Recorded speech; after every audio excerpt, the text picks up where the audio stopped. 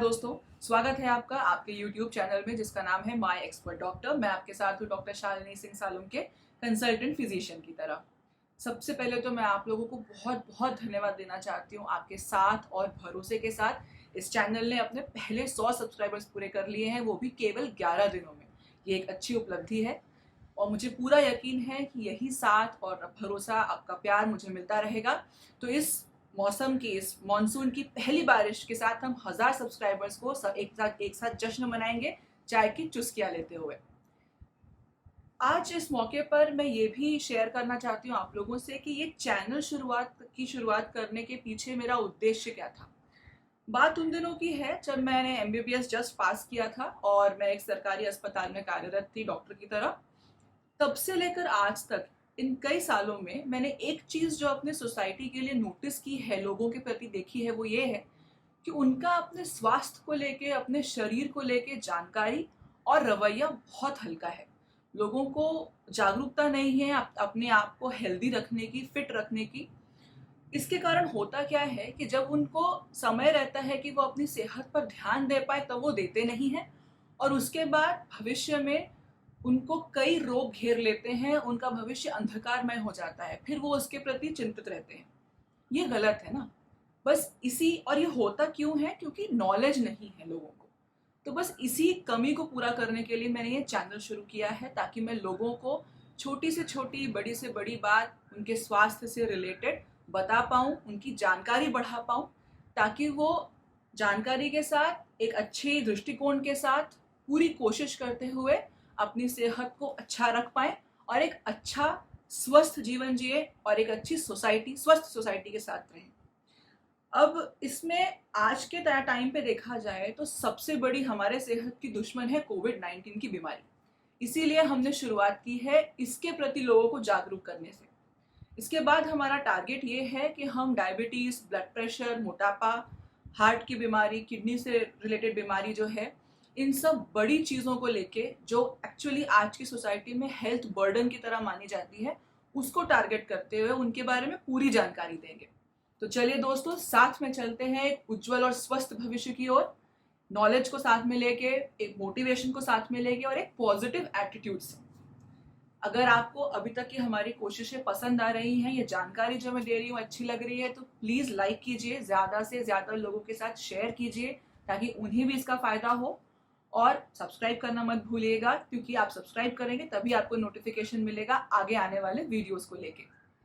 तो चलिए आज का टॉपिक हम शुरू करते हैं। ये मेरे उन भाई बहनों के लिए है, बुजुर्गों के लिए है, जो अनफॉर्चुनेटली कोविड-19 का शिकार हो गए हैं, बट खुशकिस्मत हैं कि उन्हें सिर्फ हल्की फुल्की बीमारी हुई है और उन्हें होम क्वारंटाइन होने को कहा गया है। तो अब हम ये देखेंगे कि होम क्वारंटाइन में रहते रहते वो ऐसा क्या कर सकते हैं जिससे कोरोना को मात दे सके और जल्द से जल्द अपने घर वालों के पास वापस लौट जाएं। मेरे पिछले वीडियोस में मैंने ये बताया था कि कोरोना को पहचानने के लक्षण क्या क्या हैं। इसके साथ साथ शुरुआती दौर में कौन सी खून की जांच या स्वैब टेस्ट वगैरह किया जाता है, जिनके बेसिस पे बीमारी को हल्की फुल्की, मध्यम या तीव्र, 3 कैटेगरीज में डिवाइड किया जाता है। इसके साथ साथ हमने ये भी देखा था पिछले वीडियो में कि यदि होम क्वारंटाइन हो रहे हैं तो वो कौन से मरीज हैं जो होम क्वारंटाइन हो सकते हैं। इसके साथ साथ होम क्वारंटाइन होने के लिए असेंशियल किट का सामान क्या क्या होना चाहिए था। अगर आपने वो वीडियोस नहीं देखे हैं तो मेरे पिछले वीडियोस का लिंक आपको नीचे डिस्क्रिप्शन बॉक्स में मिल जाएगा, वो देखिए, फिर ये नया वीडियो देखिए। चलिए जानते हैं हमारा एक्शन प्लान। सबसे पहले तो भाप लेना है, दिन में 3 से 4 बार। सादे पानी की भाप लेनी है, उसमें कुछ डालना नहीं है। केवल 2 बातों का ध्यान रखना है भाप लेते वक्त। पहली बात यह है कि आपको मुंह बंद रखना है और नाक से सांस अंदर लेनी है, भाप अंदर लेनी है। दूसरी चीज, भाप जिस मशीन से निकल रही है उसकी मुंह से थोड़ा दूरी बनाए रखनी है, ताकि आपका मुंह और नाक जल ना जाए। इन दोनों तकलीफों की बहुत कंप्लेंट्स आती है पेशेंट्स की, तो ध्यान रखेंगे ऐसा ना करें। दूसरी इंपॉर्टेंट चीज, आपको अपना टेम्परेचर और ऑक्सीजन लेवल दिन में 3 से 4 बार नापते रहना है। आपको मैं इस वीडियो के अंत में आप एक चार्ट दिखाऊंगी, जिस चार्ट में वैसा का वैसा ही आप प्रिंट कर लीजिए, घर में कॉपी में बना लीजिए और उसमें अपना डिटेल्स नोट डाउन करते रहिएगा। तीसरी इंपॉर्टेंट चीज है 6 मिनट वॉक टेस्ट। मतलब क्या कि आप पहले अपनी उंगली में पल्स ऑक्सीमीटर मशीन लगाएंगे, लगाने के बाद अपना ऑक्सीजन लेवल चेक करेंगे कितना है लंबी लंबी सांस लेते हुए। उसके बाद 6 मिनट तक अपने कमरे में चलते रहेंगे। 6 मिनट लगभग 500 मीटर के बराबर होता है। चलने के बाद इमीडिएटली वापस से वो मशीन अपनी उंगली में लगाएंगे और उसको ऑन करके लंबी सांस लेके अपना ऑक्सीजन लेवल देखेंगे। अगर चलने के बाद आपका ऑक्सीजन लेवल 4 से 5% गिरता है पहले की अपेक्षा, तो इसका मतलब आपको न्यूमोनिया बैठने का खतरा है। मतलब क्या, सपोज चलने के पहले 97% था और चलने के बाद आपका 92%, 91% हो रहा है, मतलब सिग्निफिकेंट गिरावट है, मतलब आपको न्यूमोनिया बैठने का खतरा है। ये 6 मिनट वॉक टेस्ट आपको दिन में 2 से 3 बार करना है और रोज करना है। चौथी इंपॉर्टेंट चीज, आपको अच्छा खाना खाना है पेट भर के। कई पेशेंट्स आते हैं, बोलते हैं हमको स्वाद नहीं आ रहा, हमको मन नहीं कर रहा खाने का, पेट भरा हुआ लगता है। प्लीज ये सब मत कीजिए, अच्छे से खाना खाइए। यदि आप खाना नहीं खाओगे तो कमजोरी आएगी और आपकी दवाइयाँ, आपकी बीमारी आपके शरीर पर बुरा असर डालेगी। तो जैसे गाड़ी को चलने के लिए ईंधन चाहिए, तेल चाहिए, आपके शरीर को चलने के लिए चाहिए अच्छा खाना पेट भर के। खाने में आप क्या खा सकते हो, आपको कार्बोहाइड्रेट और प्रोटीन रिच खाना खाना है। मतलब क्या, चावल चपाती पेट भर के खाना है, साथ ही साथ आपको दाल, राजमा, चना, अगर आप नॉनवेज रेगुलर बेसिस पे खाते हैं तो वो ऐड कर सकते हैं। इसके साथ साथ आपको फ्रूट्स खाने हैं बहुत सारे। हाँ, डायबिटीज के पेशेंट्स हैं अगर जिनको कोरोना हुआ है तो फ्रूट्स आपको संभल के खाने पड़ेंगे। जो आप डायबिटीज में नहीं खाते हो वो फ्रूट्स मत खाइए, उसके अलावा आप सब खा सकते हो। थोड़ा थोड़ा खाते रहिएगा। केवल फ्रिज में रखा हुआ सामान नहीं खाएंगे, आइसक्रीम, कोल्ड ड्रिंक्स, इन सब से बचेंगे। फ्रूट जूसेस बाजार से लाकर नहीं पिएंगे, घर पे फ्रेश निकाल कर पिएंगे। अब पांचवा इंपॉर्टेंट पॉइंट है, आपको अपने आप को हाइड्रेटेड रखना है। पानी जबरदस्त पीना है, भरपूर पीना है। टोटल 3 से 4 लीटर तरल पदार्थ आपके शरीर में जाना चाहिए, माने फ्लूइड्स। अब इसमें क्या क्या आता है, पानी आ सकता है, कोकोनट वाटर, नारियल का पानी आ सकता है, फ्रूट जूसेस जो घर में बनाए हैं आपने, ताजे निकाले हैं, वो हो सकते हैं, साथ साथ दूध, छाछ, आपको जो भी अच्छा लगे आप ले सकते हो। केवल कोशिश कीजिए 3 से 4 लीटर फ्लूइड्स आपकी बॉडी में जाने चाहिए। इसके अलावा आप काढ़ा या हल्दी का दूध आधा आधा कप थोड़ा थोड़ा दिन में 2 बार ले सकते हैं। आपकी इम्यूनिटी भी बढ़ेगी और आपको थोड़ा गले में गर्म भी लगेगा, सिकाई हो जाएगी। आपको एक्सरसाइज भी करनी है, हल्की फुल्की, ज्यादा अपने शरीर को एक्सर्शन मत दीजिए, बट पूरे टाइम बिस्तर पर बैठे भी मत रहिए। अगर आप बैठे रहेंगे तो आपके खून के थक्के जमने का रिस्क बढ़ जाएगा और दूसरा आपको कमजोरी फील होने लगेगी, आपको लगेगा आप अस्वस्थ हो। इसलिए हल्का फुल्का चलते फिरते रहिए अपने कमरे में। अगर आप योगा करते हैं तो थोड़ा बहुत योगा भी आप कर सकते हो, मनाही नहीं है। बहुत इंपॉर्टेंट बात यह है कि आपको डीप ब्रीदिंग एक्सरसाइजेस जरूर करनी है। दिन में 3 से 5 बार कर सकते हैं और हर बार 3 से 5 मिनट के लिए कर सकते हैं। क्या क्या कर सकते हैं इसमें आप, अनुलोम विलोम, प्राणायाम, और कुछ भी नहीं आता तो मार्केट से गुब्बारा लाने को बोलिए, वो गुब्बारा फुलाते रहिए, पिचकाते रहिए। ये एक्सरसाइज आप आराम से घर पे कर सकते हैं। फेफड़ों की एक्सरसाइज करना बहुत जरूरी है ताकि पूरे फेफड़े को आप यूज कर पाए, यही आपकी ताकत बनेगा। यदि दुर्भाग्यवश आपको न्यूमोनिया बैठ भी गया हल्का फुल्का तो डीप ब्रीदिंग एक्सरसाइजेस जरूरी है, ये जरूर कीजिएगा। तो चलिए अब हम देखते हैं कि आपको हाइजीन स्पेसिफिक क्या क्या काम करना है। आपको ट्रिपल लेयर मास्क अपने मुंह पर हमेशा लगा कर रखना है जब भी आप कमरे में अकेले हो, या कभी अगर कोई केयर गिवर आपके कमरे में आता है तो आपको इमीडिएटली N95 मास्क लगा लेना है। आपको अपने हाथ साफ रखने हैं, अपने चेहरे को बार बार मत छुइए, मुंह में, नाक में, आंख में कहीं पर भी हाथ बार बार मत लगाइए। और यदि आप लगा रहे हैं तो हाथ को इमीडिएटली सैनिटाइज कीजिए या हैंड वॉश कीजिए। साथ साथ आपको आपके कमरे में खिड़कियां खुली रखनी है ताकि हवा अच्छे से आती रहे। आपको इस बात का ध्यान रखना है कि जो भी चीज़ आप बार बार टच कर रहे हैं उन चीज़ों को, जैसे मोबाइल फोन्स हो गए, लैपटॉप हो गए, आपका टेबल सरफेस हो गया, डोर नॉब्स हो गए, हैंडल हो गए, इन सब चीज़ों को आपको बार बार क्लीन करते रहना है, सैनिटाइज करते रहना है। इसके साथ साथ आपको इस बात का भी ध्यान रखना है कि आपको छींकते वक्त या खांसते वक्त अपने मुंह पर रुमाल या टिश्यू पेपर या अपने कोहनी से इस तरह अपने नाक को और मुंह को दबाना है और तभी छींकना है, ताकि आपका इन्फेक्शन आपके कमरे में फैले ना।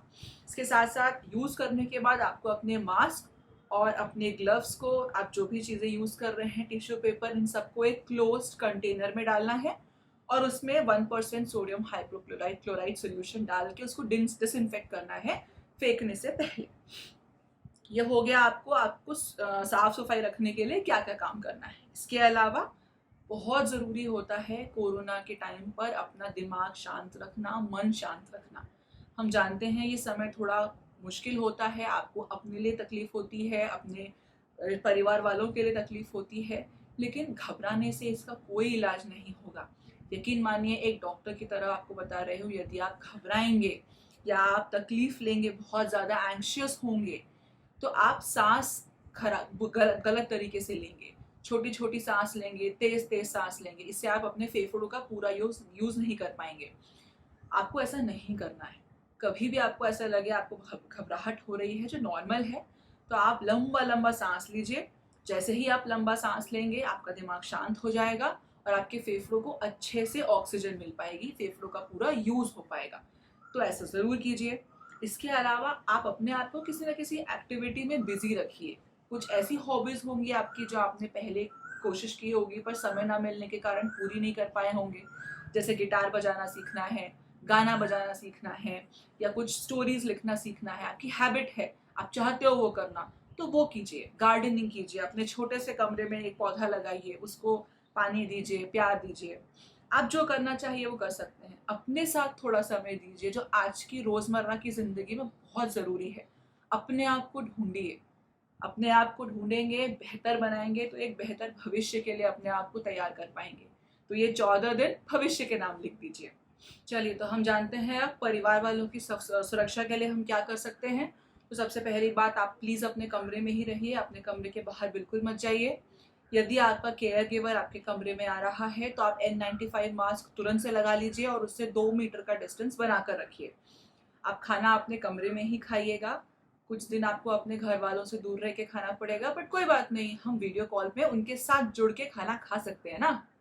इसके अलावा आपको इस बात का ध्यान रखना पड़ेगा कि आपके सामान से, आपके घर के कमरे से बाहर यदि कोई भी सामान आप दे रहे हो तो अपने हाथ सैनिटाइज करके, वो सामान सैनिटाइज करके ही आप बाहर दोगे, ताकि वो सामान जो भी ले रहा है उसको आपसे इन्फेक्शन ना पहुंचे। इसके साथ साथ हम ये जानने की कोशिश करते हैं अब कि केयर गिवर को क्या सावधानी बरतनी चाहिए। सबसे पहली बात तो आप कोशिश कीजिए एक मरीज के लिए एक केयर गिवर फिक्स कर लीजिए, ताकि गलतियां होने की चांसेस कम हो जाएं। उसके बाद N95 मास्क, फेस शील्ड और हाथ में ग्लव्स पहने बिना कोई भी केयर गिवर मरीज के कमरे में नहीं जाएगा, मरीज को अटेंड नहीं करेगा। यदि आप जा रहे हो, अटेंड कर रहे हो, तो उस टाइम पर ध्यान रखिएगा कि आप अपने चेहरे को, मास्क को हाथ ना लगाएंगे, और जो मास्क लगाने की और हाथ धोने की या साफ करने की जो प्रिकॉशंस रहते हैं, जो मैंने अपने पिछले वीडियोस में बताए हैं, वो सब आप फॉलो करोगे। यदि नहीं देखा है तो वो वीडियो ज़रूर देखिएगा, लिंक आपको नीचे डिस्क्रिप्शन बॉक्स में मिल जाएगा।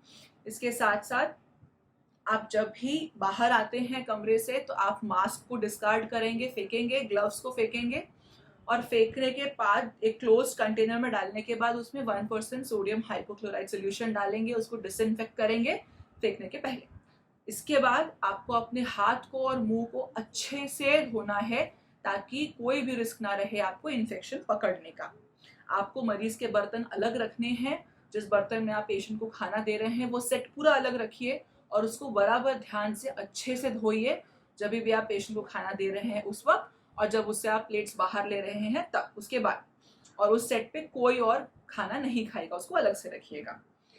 ये हो गए कि आपको करना क्या क्या है, पेशेंट को क्या करना है अपने लिए, पेशेंट को अपने परिवार वालों को बचाने के लिए क्या करना है, और केयर गिवर को क्या क्या सावधानी बरतनी है ताकि उसको इन्फेक्शन ना हो।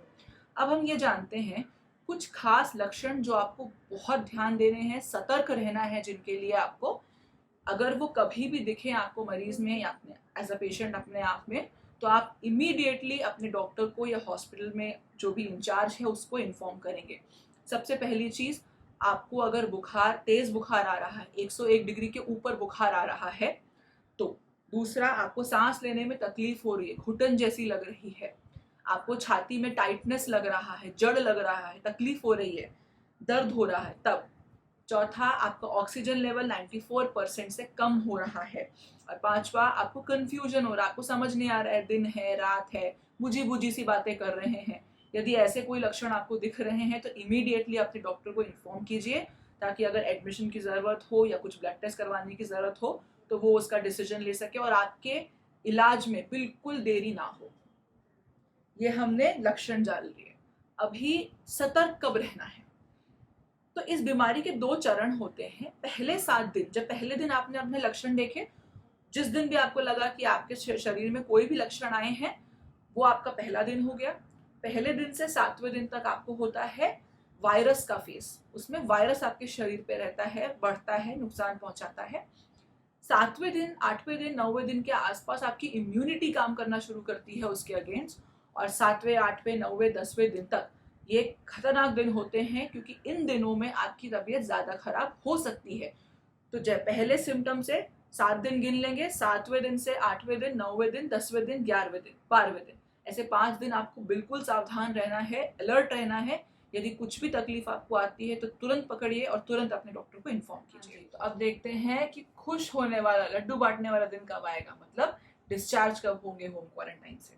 तो सरकारी गाइडलाइंस के हिसाब से जो अभी रिसेंटली जारी हुई है, आपको लक्षण शुरू हुए अगर 9 दिन हो चुके हैं और आखिरी 3 दिन में आपको बुखार नहीं है, तो आप अपने आप को होम क्वारंटाइन से डिस्चार्ज मान सकते हो।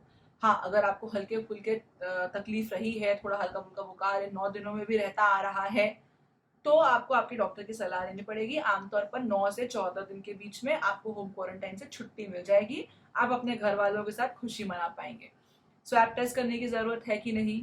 तो नहीं, सरकार ने साफ साफ अक्षरों में लिखा है, यदि आप होम क्वारंटाइन में हो, आपको मेजर कुछ तकलीफ नहीं हुई है, तो आपको रिपीट स्वैब टेस्ट करने की ज़रूरत नहीं है। 9 से 14 दिन के बीच आप अपने आप को नेगेटिव मान सकते हो। अब एक डिस्क्लेमर देना चाहूँगी यहाँ पर, बहुत ध्यान देने वाली बात। अपनी मर्जी से, इच्छा से एजिथ्रोमाइसिन, हाइड्रोक्सीक्लोरोक्विन, आइवरमेक्टिन, डॉक्सीसाइक्लिन ऐसी दवाइयों का प्रयोग न करें। इन सब के साइड इफेक्ट्स हैं और घातक साइड इफेक्ट्स हैं। यदि आपके डॉक्टर आपको ये दे रहे हैं तभी लीजिए। चाचा, मामा, काकी, दोस्त, इन सब की सलाह लेके इसको अपने मन से मत खाइए, नहीं तो तकलीफ बढ़ जाएगी आपकी। अब आपसे ये कहना चाहूंगी कि यदि आपको इस वीडियो में इंफॉर्मेशन से रिलेटेड या ओवरऑल कोविड केयर में आपको कुछ चीजें हैं जो नहीं समझ आ रही हैं, कुछ प्रश्न है, तो कमेंट बॉक्स पे जरूर डालिएगा। मैं जितनी जल्दी हो सके आपको उसका आंसर जरूर दूंगी।